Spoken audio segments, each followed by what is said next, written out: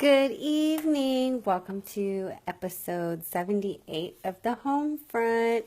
Make sure you let me know that you've joined so I can say hello. I come to you guys Monday through Friday at 9 p.m.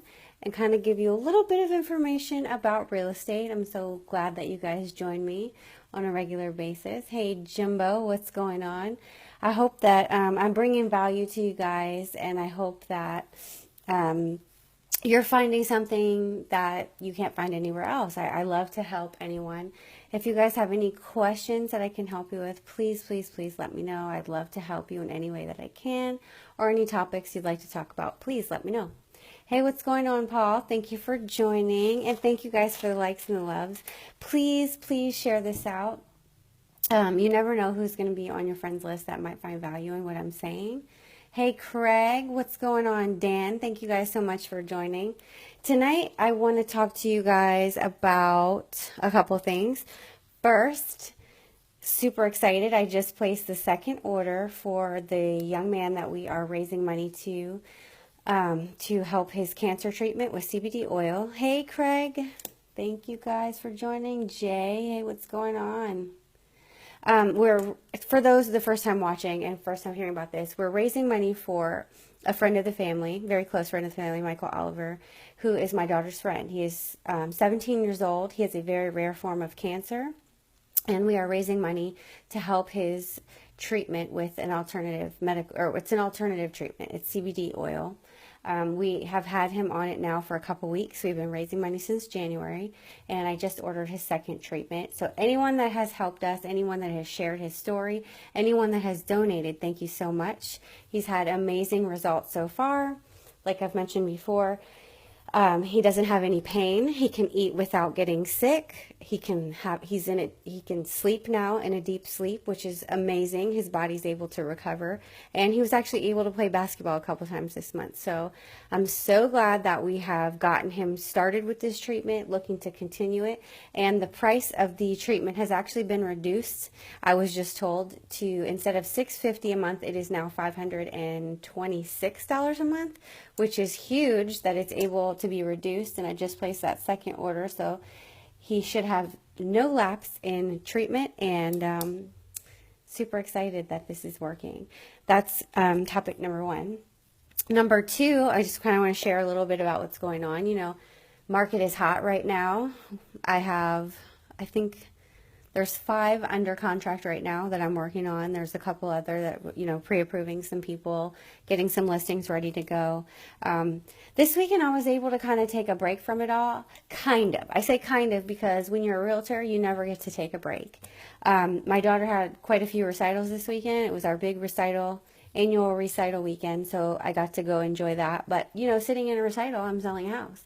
I get a phone call that I'm getting an offer in. So this is exactly why I love my career choice, because, I can be off doing something, and a house that I have on the market, I get an offer on it while I'm sitting there, and I'm able to communicate about the offer with him because I can text, and the technology that we have is incredible, and I never stop working.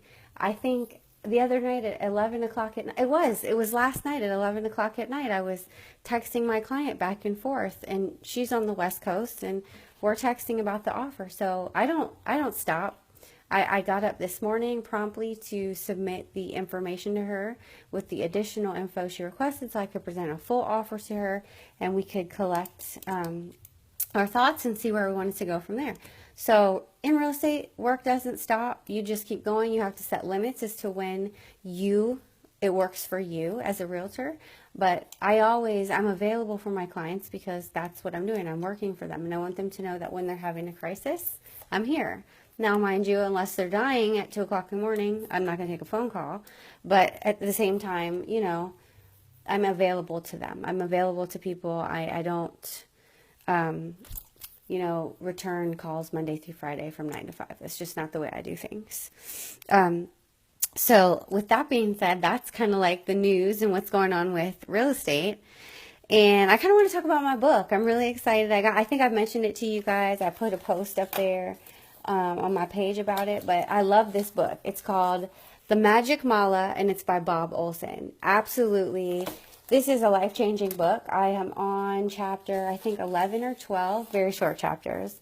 But, I just kind of want to give you guys a little bit about what's in it, because it's been really it's been incredible for me. And make sure you guys engage with me. Let me know what you think. I like talking to you. I like knowing what you're thinking, and that's kind of why I do this. So, if you have any questions or you want to stop me, please feel free. Oh, there's one other thing I wanted to mention. There's been 3 incidents that I've received a pre-qualification letter.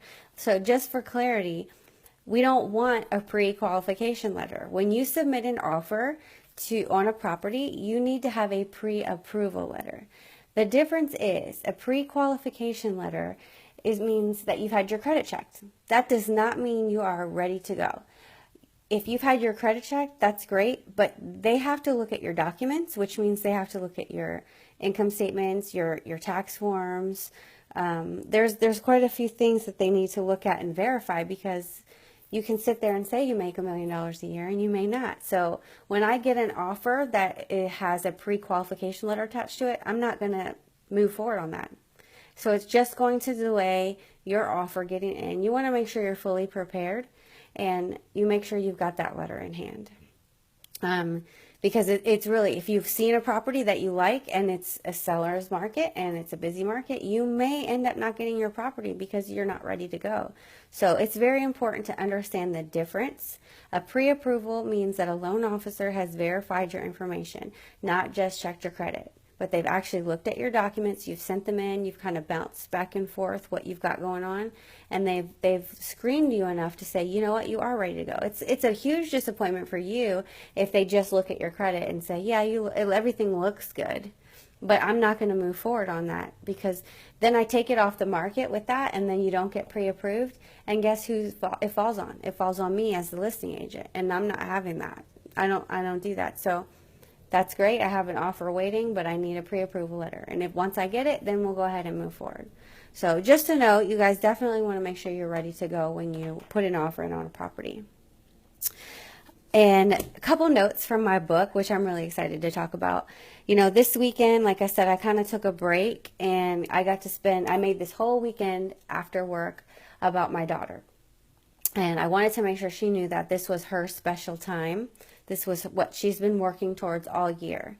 And with that being said, that is what helps me become a better person. Taking a break, a semi-break from what I'm doing every single day and my thoughts, so I can it helps me regroup. It helps me enjoy a little bit, so I'm feeling completely refreshed when I come back, which kind of goes into what I'm going to talk about. But, there's some notes that I have from my book that are really important for me. And, sometimes when I'm going through something in, my career, my business, whatever, I tend to, we focus on negative things sometimes. And what we focus on is what we're attracting. So taking a step back from that and kind of getting a new perspective and trying to make sure that we're focusing on what we want instead of what we don't want. I personally have a vision board. I've learned a lot about how to manifest things in my life, and I have a vision board. I have a vision board over here, and I have a vision board over here. And when I am ready to do something positive, first thing in the morning, I like to focus on what I'm wanting in my life. I don't say, I want this and I don't want this, this, and that, because that's kind of like attracting those negative things. I have to be very crystal clear in what I'm looking to accomplish. I have 4 goals that I write down every morning, and they're about income, health, wealth, and my social life. So those 4 things are what I focus on, and I try to get specific. I have 4 goals for the year, and then I kind of go a little bit deeper. But this book is all about the power of words and attracting the things that you want in your life. And some of the things it says, anything we focus on is what expands in our life, which is very true. So we have to focus on what we want versus what we don't want. And our minds are like magnets. So we're magnets that attract whatever we think about. So you better guard your thoughts. Your thoughts are very important, and don't think for 1 second that you don't create your own reality by thinking about it. I mean, if you say, oh, I'm not so lucky, that sounds great, but I'm not lucky enough. You have to be positive for yourself. You have to say to yourself, I am worthy. Have a self-value, have self-love in all aspects of your life. Know that you're capable of achieving anything that you want. And when you start believing that, you can actually achieve things more because you're going to put the effort in. It's not just about thinking it, it's then putting action behind those thoughts. So speaking with your thoughts, like I mentioned, guarding your thoughts is very important. And thank you guys so much for the likes and the loves. I really appreciate it. I speak what I want, step one. I focus on that outcome is step two, and then I take action. And I actually take time each week and sit and say, did I do this? Did I contribute to my goal? Because if I didn't, what am I doing? I'm taking away from my ultimate goals. I have to take action. So, and keeping in mind that my mind is like a magnetic beacon and it is attracting whatever I'm thinking about. So that's why another reason you have to put those negative thoughts out of your mind and you have to refocus on what you're looking to accomplish in your life. It's absolutely important. And that's why they say a lot about, writing your goals down, making sure that you stay focused on what you're looking to accomplish in life. I always write my goals down. I mean, they're going to change as things adjust in your life, but writing them down, staying focused, always knowing what they are, having these vision boards, having little pictures and notes all over the place are constant reminders and help you stay focused. I heard someone say that they set alarms on their phone to kind of like envision what their goals are throughout the day. That helps keep your mind focused. That's definitely important to stay focused on everything. And when you start to veer off the negative path, just come back to it. Come back to your path. It helps you stay positive. One, stay grateful, always being grateful for what you have. I was watching a friend of mine, Joe Carlisle's Cup of Joe on Sunday morning, and he was saying how he was upset about something, and then he saw someone else's struggle, which helped him to be more grateful for what he's going through and grateful for the fact that he has the chance to be upset about that. And I take that to heart too, because when you think about all the blessings that you have and you might be agitated about something, but think about what someone else is going through. You have your health. You woke up this morning. That's very important. Someone else didn't. Someone didn't wake up this morning. Someone doesn't have their health. Someone is in poor health. Someone's fighting for their life. So thinking about the things that you may take advantage of or just not even think about as a blessing, that'll give you a new perspective. And it's really important just to take time each day to really be grateful for the things that you do have. I tell you guys all the time, I say every morning that I'm grateful for my house. Someone doesn't have a home. Someone's homeless. I'm grateful for the food in my pantry. I'm grateful for the money in my bank account to pay my bills. There are so many things in life to be grateful for. I'm thankful that I have my daughter to get upset with, to steal my stuff. I'm thankful for all the hard times that I've gone through because it makes me remember how I got to where I am. I mean, I didn't just wake up one day and I am where I am. I've worked very hard. No one has given me anything. Everybody has their own struggle and it's made them who they are. So really appreciating those hard times, it's what makes me remember when I see a man on the street with a sign.